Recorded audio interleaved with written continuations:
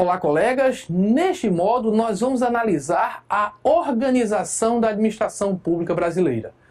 Claro, para abordar esse assunto, nós vamos ter que tratar da organização político-administrativa do Estado brasileiro, principalmente da organização administrativa desse Estado. E para entendermos com perfeição esse assunto, é fundamental que relembremos que o Estado é uma pessoa jurídica. Claro, o homem, todos nós sabemos, é um ser social. Ele vive em sociedade. E na vida em sociedade se percebeu que, em muitos casos, era necessário reconhecer certos direitos para o grupo social e não apenas para os indivíduos. Era necessário reconhecer, por exemplo, que havia certos bens que eram de propriedade do grupo e não das pessoas individualmente consideradas. E vejam, quando a gente hoje analisa o direito da maneira que ele é posto, a gente aprende que exercer direitos, contrair obrigações, é algo que é exclusividade das pessoas. Aliás, a característica essencial de uma pessoa é essa possibilidade de exercer direitos e contrair obrigações em nome próprio. Então, o grupo social, a sociedade quando se organiza politicamente, a sociedade politicamente organizada, cria esse ente abstrato, o Estado. E esse Estado, claro, ele vai exercer direitos. Esse Estado tem patrimônio, ele vai contrair obrigações, ele vai ter uma vontade própria. E essa vontade própria só pode ser exercida através de pessoas, os agentes públicos. Veja, o que eu estou querendo dizer é o seguinte: a gente de maneira abstrata cria um ente abstrato, o Estado. A gente cria uma ficção, dizendo que esse ente abstrato, que já é uma ficção, ele tem vontade própria. Só que para expressar essa vontade, o ente precisa da manifestação de pessoas físicas. Então, como é que eu vou correlacionar essas pessoas com esse ente estatal? Como é que eu vou dizer que o ente faz é o Estado que faz? Então, para explicar essa relação entre o Estado e as pessoas físicas que manifestam sua vontade, surgiram três teorias que vamos explicar a partir de agora, demonstrando ao final qual dessas teorias é aquela adotada no Brasil. Vamos para a lousa. Então, teoria sobre a relação do Estado com os agentes públicos. Em primeiro lugar, se falou da teoria do mandato. Mandato como uma procuração. As pessoas físicas seriam mandatárias do Estado. Seriam como pessoas que tivessem uma procuração outorgada pelo Estado. Vejam que esse raciocínio, ele traz alguns problemas, né? Como é que o Estado, esse ente abstrato, iria outorgar validamente esse mandato para a pessoa física? Não tem uma pessoa física para outorgar esse mandato, senão o problema seria circular, né? Seria dizer, uma pessoa física outorgou o mandato, então como é que essa primeira pessoa física agiu? Com base em que teoria? Então, essa teoria é complicada. E, além disso, ela traz um outro problema de amplitude até maior, que é o seguinte: se você disser que é apenas um mandato, que o sujeito que age, a pessoa física que age em nome do Estado, age como mandatário, você vai ter o problema de não poder responsabilizar o Estado quando a pessoa física vai além do mandato que lhe foi outorgado. Você iria responsabilizar só o mandatário, porque a gente sabe que, pela teoria do direito civil, se você outorgou um mandato para alguém, a criatura que recebeu esse mandato, se ela fizer algo além, ela vai ser responsabilizada, mas não você. Então, se o Estado outorgou o mandato para alguém, a criatura que agia além do mandato outorgado pelo Estado iria responder por esse excesso, e não o próprio Estado, e isso não é interessante. A gente sabe que o Estado pode e deve ser responsabilizado em determinados casos. Então, essa teoria do mandato, ela é cheia de problemas práticos e, portanto, acaba não sendo adotada na teoria do direito administrativo / constitucional brasileiro. Vamos lá para a lousa, para que a gente fale de uma segunda teoria, que é a teoria da representação. As pessoas físicas, os agentes públicos, agiriam representando o Estado. Aliás, muitos até hoje usam essa terminologia inadequada, até em petições, né, dizendo que fulano de tal está representando a pessoa jurídica de direito público, o Estado, um agente público representando o Estado. Vejam, a representação seria semelhante à representação de incapazes. É como se a gente dissesse que o Estado seria um incapaz. E isso não coincide com a teoria vigente nos dias atuais. O Estado não é um incapaz. Além disso, o mesmo problema que existia para a teoria do mandato vai aparecer aqui.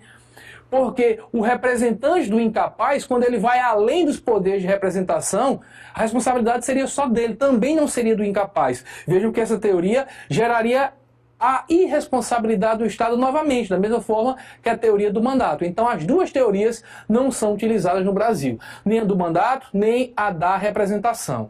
Agora, a teoria adotada no Brasil é a teoria do órgão, da imputação volitiva. Volitiva aqui significa da vontade, imputação da vontade.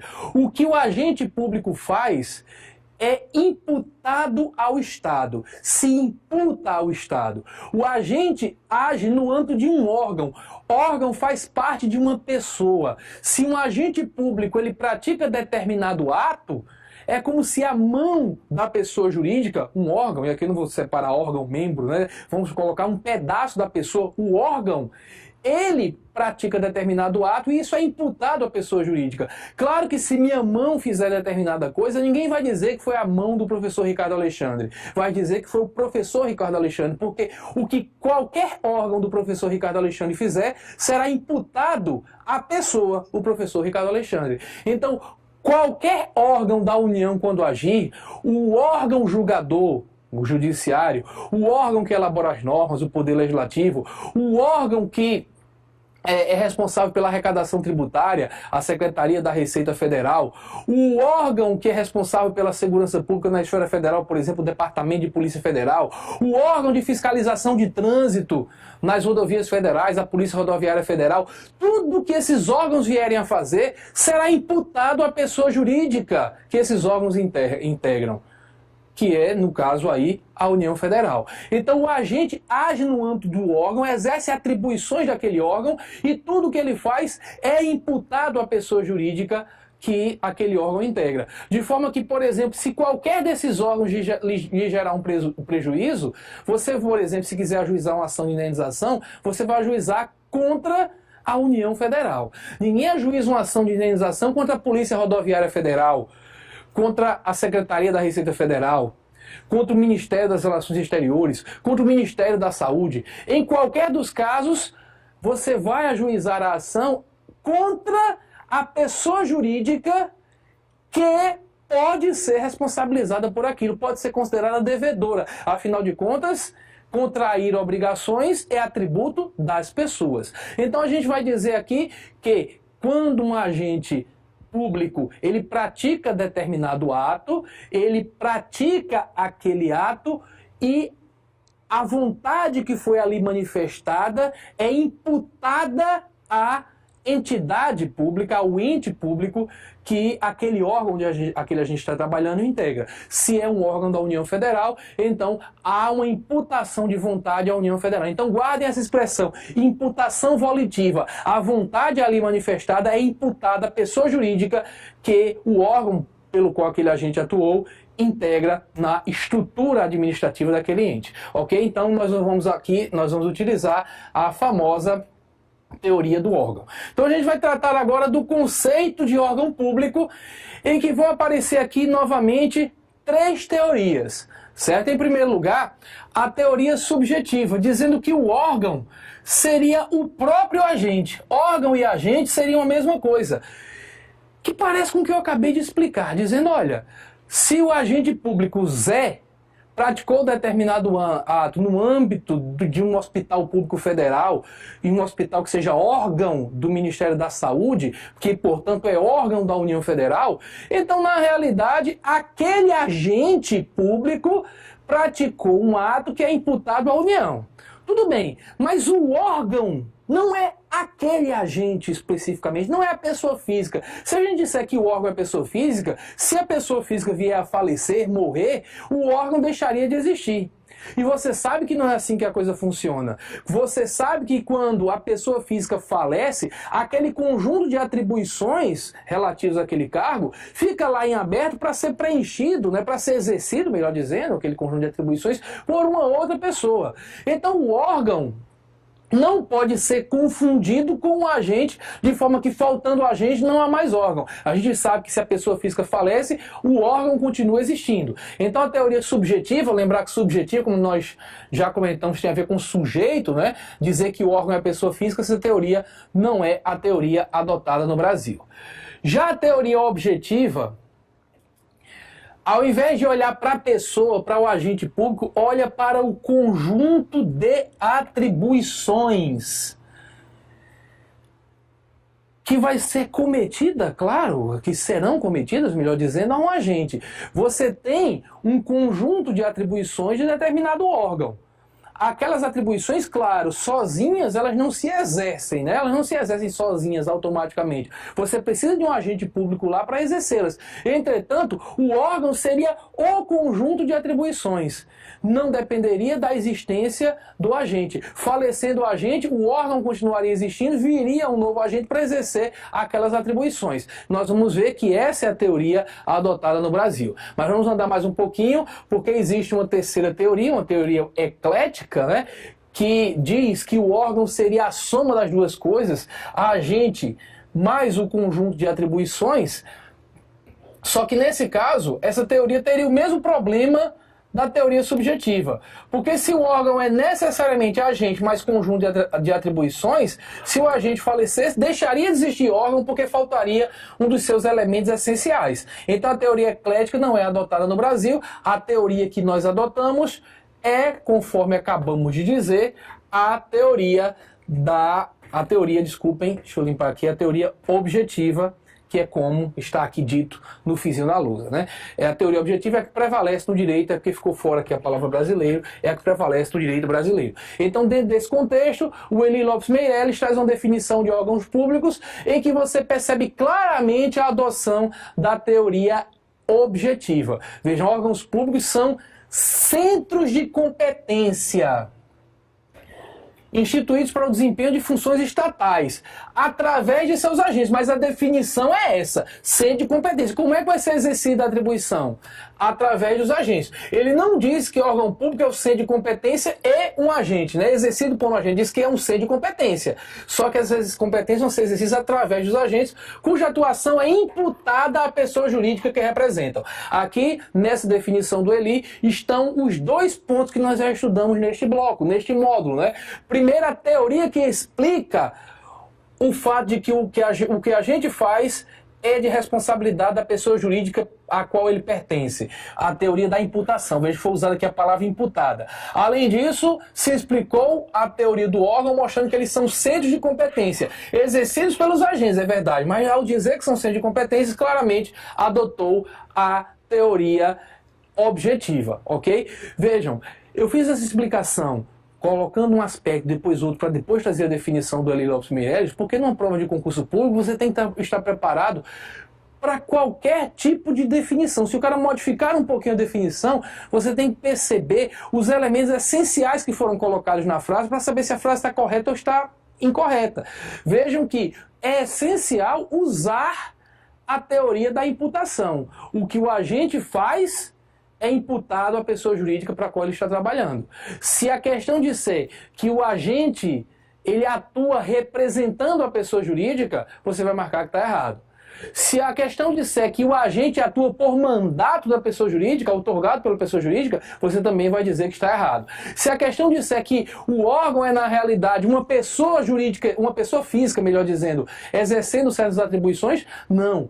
O órgão, na realidade, é um conjunto de atribuições, não é a pessoa, não é a soma da pessoa com o conjunto de atribuições, é o conjunto de atribuições que será cometido a determinadas pessoas que vão exercê-las em concreto. Afinal de contas, tanto a teoria da pessoa jurídica quanto a questão relativa ao órgão público, isso aí tudo são ficções. E para que essas ficções atuem no mundo concreto, é necessária a presença da pessoa física, e isso é feito segundo essa teoria, ou essas teorias que acabamos de explicar. Muito bem.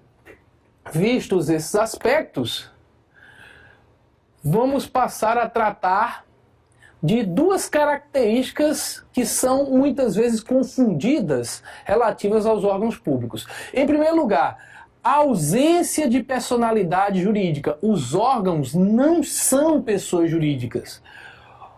Olha só, Eu comecei esse módulo falando que o Estado é uma pessoa jurídica, que o Estado tem patrimônio próprio, que o Estado contrai obrigações em nome próprio, que o Estado tem vontades próprias, exercidas, é verdade, por intermédio de pessoas físicas, né? Mas tem vontade própria. O Estado é uma pessoa jurídica. Muito bem.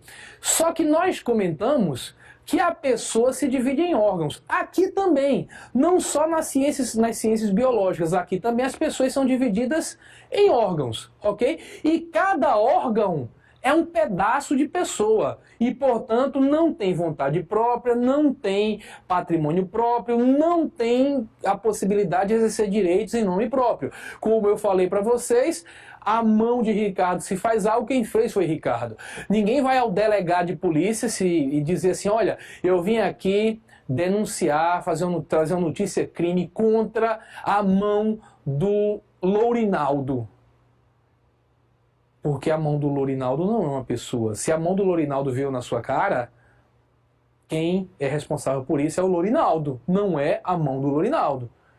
Você não pode dizer que esse relógio pertence ao braço do professor Ricardo, porque braço é órgão, braço é um pedaço de uma pessoa, portanto não tem patrimônio próprio. Ok? Então, órgãos não têm patrimônio. Tecnicamente é equivocado você dizer que aquele prédio tão bonito, com 2 torres, uma concavidade para baixo e uma concavidade para cima, o prédio do Congresso Nacional, você dizer que ele pertence ao Congresso Nacional. Aquele prédio pertence à União Federal. Aliás, eu fico essa história com concavidade para cima, concavidade para baixo. Gente, aqui tem tecnologia. Vou pedir ao pessoal, olha, aquele prédio, ele pertence à União Federal. Aquilo é apenas o braço legislativo da União Federal. Então, lá, tudo pertence à União. Se você colocar o mobiliário pertence à União Federal, provavelmente tem uma plaquetazinha de tombamento em cada um dos bens que compõem aquele mobiliário, dizendo patrimônio do Congresso Nacional, ou patrimônio do Senado, da Câmara, mas isso é só para efeito de controle, porque juridicamente Câmara, Senado, são órgãos da União Federal. Não existe prédio que pertence à Receita Federal. Não existe prédio do Ministério da Saúde, do Ministério da Agricultura, prédio do Tribunal de Justiça, prédio da Assembleia Legislativa. Nada disso existe. Porque todos esses entes, Assembleia Legislativa, Tribunal de Justiça do Estado, isso na realidade são órgãos do Estado. Se é o TJ de São Paulo, tudo que está ali pertence ao Estado de São Paulo, que é a pessoa jurídica. Quais são as pessoas jurídicas políticas? Nós falamos na aula passada na Organização Política Administrativa Brasileira. União, Estados, DF e municípios. São esses que têm patrimônio. Os órgãos não têm patrimônio próprio, não têm vontade própria, não exerce qualquer direito em nome próprio. Quando o TJ exerce determinado direito, o exerce em nome do Estado, no exemplo que eu citei, Estado de São Paulo. Então, há uma característica essencial desses órgãos, que é a ausência de personalidade jurídica. Agora, apesar de a regra ser também a ausência de capacidade processual, ok? Excepcionalmente pode existir capacidade processual. Ou seja, às vezes órgãos, e aí principalmente aqueles órgãos de extração constitucional, aqueles órgãos que aurem, que já tiram suas atribuições direto da Constituição Federal, esses órgãos precisam ir à Justiça para garantir o exercício de certas prerrogativas. Vejam, eles não deixam de ser despersonalizados. Eles não deixam de ser centros de atribuições sem personalidade jurídica. Eles não passam a ter direitos próprios, mas eles podem buscar na justiça garantir suas prerrogativas. Essa teoria foi criada para superar um problema que parecia insuperável mesmo. Vejam só, imagine o caso da Câmara de Vereadores que não recebe o 12º porque o prefeito não está repassando. Lembrar, no município nós temos só 2 poderes, né? Não existe poder judiciário municipal. Então a gente tem o executivo, titularizado, chefiado pelo prefeito, e o legislativo, que tem lá seus vereadores, e o presidente da Câmara é que acaba sendo o chefe desse poder. Os dois são órgãos do município. A pessoa jurídica é o município. Os prédios, o prédio da prefeitura, o prédio da Câmara, pertencem ao município. Ok? Agora, tudo ali faz parte de uma pessoa jurídica só, que é o município. Se a gente for muito exigente com relação à ideia de que, olha, é só uma pessoa e acabou, e portanto nem a justiça pode ir, como é que se resolveria a situação em que, agredindo a Constituição Federal, o Executivo não repassa o 1/10 da Câmara de Vereadores? Para quem não está acostumado com essa terminologia do direito financeiro, a ideia é a seguinte: o normal é que as receitas públicas ingressem via Poder Executivo, porque é dentro do Poder Executivo que está o órgão que cobra tributos, que é a principal fonte de receita do Estado. Então, o município, ele tem dentro do Poder Executivo a cobrança de IPTU, tem a cobrança do Imposto sobre Serviços, tem a cobrança do Imposto sobre Transmissão de Bens Imóveis, os repasses da cota de ICMS e Fundo de Participação dos municípios vão todos para o Poder Executivo. Então, dentro da Secretaria, que normalmente é a Secretaria de Finanças, em alguns municípios é de Fazenda, em alguns municípios é a Secretaria da Receita, não importa o nome. Então, o município tem um órgão, uma secretaria, onde está a pasta fazendária, digamos assim, que é onde está o cofre. O dinheiro entra por ali.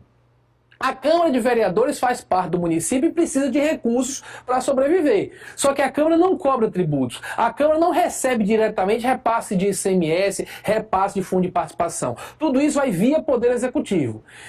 E já aconteceu muito no Brasil, de vez em quando se repete, de o Poder Executivo, o prefeito que não está gostando muito do que a Câmara está fazendo, começa a segurar a grana da Câmara. Esse repasse tem que ser feito até o dia 20 de cada mês, na forma de duodécimos.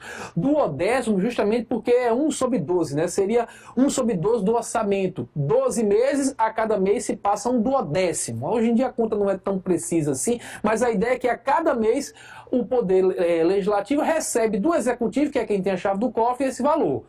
Data marcada, até o dia 20 tem que se entregar. Bem, e se não entregar? Se o Poder Executivo, para tentar dobrar a Câmara às suas vontades, não entregar? Aí a Câmara vai ter o que para fazer? Aí alguém pode dizer direto: justiça, vai para a justiça. Mas como é que vai para a justiça? Quando você vai para a justiça, simplificando a terminologia, né? Uma pessoa ajuiza uma ação contra outra pessoa, só que aí nós temos dois órgãos. Pode um braço ajuizar uma ação contra outro braço da mesma pessoa, o braço executivo contra o braço legislativo, ou como nós estamos comentando nesse exemplo, o legislativo contra o executivo. Será que seria possível? Pela teoria estrita do órgão, alguns poderiam invocar a ideia de que seria impossível. Só que para resolver esse problema, seria um problema gravíssimo, um problema de extração constitucional, porque os poderes devem ser harmônicos entre si. Então o poder se utiliza da sua maior força financeira, da sua prerrogativa de estar com a chave do cofre, para fazer outro poder se dobrar à sua vontade. Isso não pode acontecer. Então se entendeu que, apesar de não haver a capacidade, ou a personalidade jurídica, haveria excepcionalmente a personalidade judiciária. Seria, como colocou alguns, né, uma capacidade processual que muitos chamam de personalidade judiciária para esses órgãos de extração constitucional, como é o caso do Poder Legislativo Municipal. E justamente por conta desse raciocínio foi que o Superior Tribunal de Justiça, editou a súmula número 525, dizendo que a Câmara de Vereadores não possui personalidade jurídica. Isso aqui é indiscutível. Se é órgão, não tem personalidade jurídica, tá? Há apenas personalidade judiciária. Personalidade judiciária, como nós citamos antes, né? Somente podendo demandar em juízo para defender os seus direitos institucionais. Vejam que a súmula é bem restritiva. Não está dito que a Câmara pode ir para juízo para fazer qualquer coisa. Está falando de direitos institucionais. São suas prerrogativas constitucionais que eventualmente estejam sendo violadas, como no exemplo que eu citei, violadas pelo Poder Executivo, que é basicamente o caso em que isso acontece. Além disso, é bom que a gente lembre que o Código de Defesa do Consumidor, no artigo 82, inciso 3, ele legitima, aí aqui a partir das aspas é cópia do Código, né? Legitima as entidades e órgãos, e aqui eu quero grifar que é o que mais nos interessa, os órgãos da administração pública direta e indireta, ainda que sem personalidade jurídica, isso aqui é basicamente para os órgãos, especificamente destinados a defesa dos seus interesses e direitos, a defesa, desculpa, dos direitos e interesses protegidos por esse código. É algo bem excepcional, só na parte do Código de Defesa do Consumidor, que dá também essa personalidade judiciária para esses órgãos que nós acabamos de citar. Bem, antes de a gente passar essa classificação dos órgãos públicos, eu quero que você entenda que o que nós estamos abordando aqui está sendo abordado de maneira técnica, como é necessário para quem está estudando direito, para quem vai fazer uma prova de concurso público. Mas eu tenho que destacar que no âmbito da imprensa, a coisa não tem funcionado assim. Eu já falei para todo mundo, em vários dos meus cursos, aqui é a primeira vez que eu falo, mas em todo curso eu advirto que a gente não deve estudar direito pela imprensa. Quem estuda e vê uma notícia importante na imprensa, vá buscar a informação de maneira mais técnica, porque ela é importante, você soube da notícia, ela é importante, você tem que buscar da maneira que é cobrada em prova. Saiu no Jornal Nacional uma decisão do Supremo Tribunal Federal, vá ao site do Supremo e pegue na origem aquela decisão, porque na imprensa as pessoas vão informar a matéria da maneira mais fácil de ser entendida, mas que muitas vezes não é a maneira mais técnica. Aqui, quanto a esse aspecto, eu quero que vocês percebam que a expressão órgão, ela é usada pela imprensa para se referir a absolutamente tudo, a todo tipo de órgão, todo tipo de entidade. Porque nós vamos estudar algo bastante interessante durante esse módulo, que é a possibilidade de as entidades, os entes políticos. Quais são os entes políticos? Aqueles que legislam, né? União, estados, DF, municípios. Então esses entes, eles têm o poder de criar outras entidades. Vejam, quando eu falo entidade, eu estou falando de uma pessoa. Ente e entidade são pessoas. É uma completude. Sendo pessoas, têm direitos próprios, obrigações próprias, ok? E não é possível que uma entidade resolva dar autonomia a um de seus órgãos. Então imaginem, por exemplo, que o governo federal queira que a Receita Federal seja autônoma. O pessoal percebe o seguinte, imagine e diga, olha, a Receita Federal é um órgão do Poder Executivo. Não tem patrimônio próprio, não tem vontade própria, não contrai obrigações em nome próprio. Pô, isso lhe retira muito da autonomia. Se a Receita fosse uma pessoa, ela teria mais autonomia. Eu lembro que na minha época de Receita Federal se discutia isso. Processo de autarquização, criar uma autarquia. Vejam, autarquia, se auto-administra. É pegar algo que era órgão e transformar numa pessoa. Lembram da mão da família Addams? Aquilo ali não era um órgão, ela andava sozinha por aí, tinha vontade própria. É transformar um órgão numa pessoa. Seria a Receita Federal, o órgão arrecadador, se transformar numa pessoa, se transformar numa autarquia. Então, vamos estudar aqui, claro, autarquias são pessoas, fundações públicas são pessoas, empresas públicas são pessoas. Só que no âmbito da imprensa, todas essas entidades, que são entidades, são chamadas equivocadamente de órgãos. Quem nunca viu uma notícia falando assim, o INSS, órgão do governo federal? Calma, amigo. Como assim, Bial?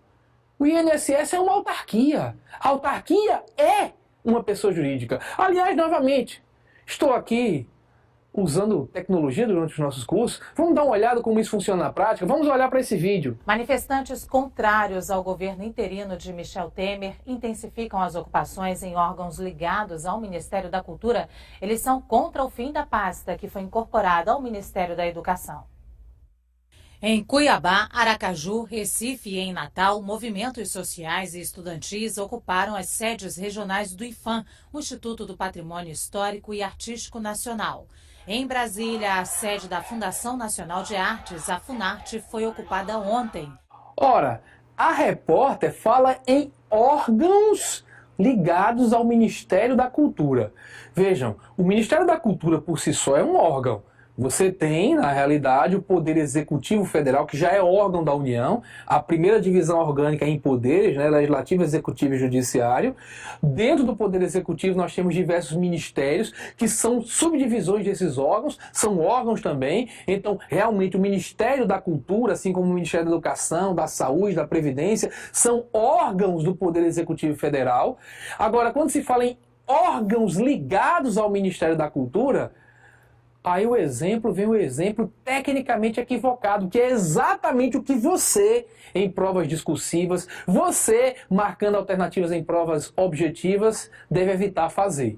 Foram citados o quê? Foram citadas, na realidade, uma autarquia, que é o IPHAN, o Instituto do Patrimônio Histórico e Artístico Nacional, e uma Fundação Nacional de Artes, né? A Funarte. Então você vê que a repórter cita órgãos ligados ao Ministério da Cultura, mas os exemplos citados não tem qualquer órgão. O único órgão dessa história é o próprio Ministério. Os outros são Funarte e o caso do IPHAN são entidades. Nunca usem em prova de maneira diferente, porque senão você pode estar diante de um examinador mais técnico e ele tirar ponto. Da mesma forma, nunca digam que Banco do Brasil, Caixa Econômica Federal, Petrobras, Instituto Nacional de Seguridade Social e INSS, qualquer das fundações, Fundação Nacional do Índio, Fundação Nacional de Saúde, qualquer universidade que seja autarquia ou fundação, qualquer entidade, qualquer empresa pública, sociedade de economia mista, fundação pública ou autarquia, qualquer entidade da administração indireta que serão estudadas direitinho aqui, nenhuma delas pode ser chamada de órgãos.